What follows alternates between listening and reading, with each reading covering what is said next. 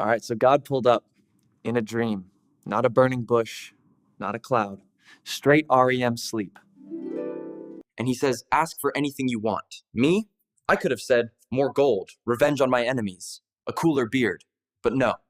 I said, give me wisdom to govern, AKA, Lord, I don't know what I'm doing, and Dad left a mess.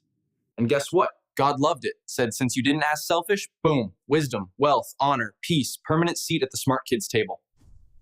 So now I'm the wisest, richest man alive, and still can't figure out royal budgeting.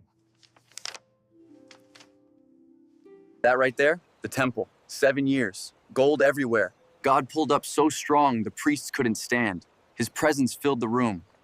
Then there's my place. Took 13 years, double the size. Technically not bigger if you squint. I said it was for the kingdom, for legacy. But I think I was building walls around my own ego. Just be careful.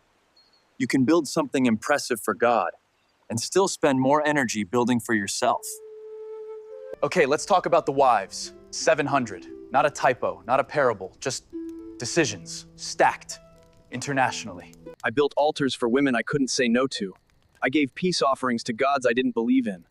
That's not diplomacy. That's drift. You ever say yes so many times, you forget what you actually believe. They didn't turn my heart overnight. It was little shifts.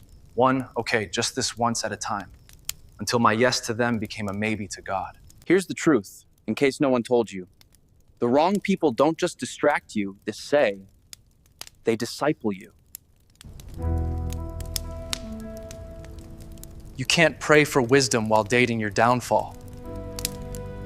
Wisest man alive, built the temple, wrote proverbs, still somehow got played by my own heart.